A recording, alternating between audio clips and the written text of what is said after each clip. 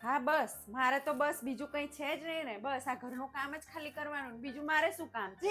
કામ તો તમારે જ બધાનું હોય ને આખો દિવસ. હા મારે તો કઈ નહીં, ઘરમાં જ કરવાનું ને. મારે શું કરવાનું? ખાલી સવારે ઉઠીને તમારા માટે ચા બનાવી દેવાની, બસ પૂરું કામ. પછી બીજું શું કામ હોય મારે? ખાલી કચરા પોતા કરવાના, કપડાં ધોવાના, વાસણ ઘસવાના, પછી કઈ કામ ખરું? ના ના, બપોર ખાલી રાંધવાનું હોય. પછી તો હું નવરી જ છું ને આખો દિવસ. ના પછી બપોરે ખાલી કપડાને વાળવાનું ને પછી સાંજના ચા પાણી કરવાના, બીજું મારે શું કામ? હું તો નવરી જ છું. કામ તો બધું તમારે જ હોય.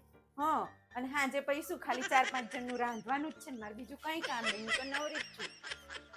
પછી રાતે આ વાસણ ઘસો ને ગોઠવો ને લૂછો ને, 11 વાગ્યા પછી શું મારે કામ હોય? નવરી જ છું ને. હા 11 વાગ્યા પછી શું તમારે બધાને પથારી કરું, પછી તો હું નવરી જ છું.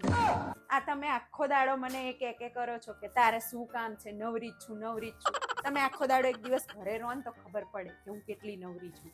આખો દિવસ મારો છે ને આખા ઘરના કામમાં જતો રહેશે, તોય તમે એક જ શબ્દ આવીને મને કહો કે તારે શું કામ છે, તું નવરી જ છું નવરી જ છું. આ નવરી છું એમ બોલો ને એ પહેલા એક દિવસ ઘરે કામ કરો તો ખબર પડે કઈ રીતે કામ થાય છે. ના ના, તમે તો છે ને સવારના જતા રહો અને રવિવાર હોય ને તોય તમારે રજા હોય. તમારે રવિવારે હોય તો ઘરે ઘડીક અડધો કલાક હોય ને તો કંટાળો આવે કે હું ઘડીક બાર ભાઈબંધો જોડે જઈ.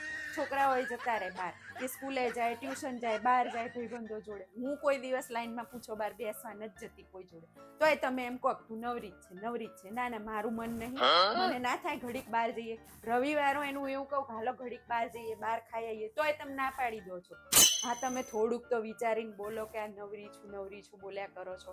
તારે એક દાડો કરો ને તો ખબર પડે. આ તો અમે ઢળા કર્યા કરીએ છીએ, એક દાડો જતા રહેશું ને તો ખબર પડશે કે હું શું કામ કરતી હતી. થોડીક કદર કરતા શીખો કામ. આટલું કામ કર્યા પછી બસ એક જ શબ્દ સાંભળવાનો, તારે તો શું કામ છે.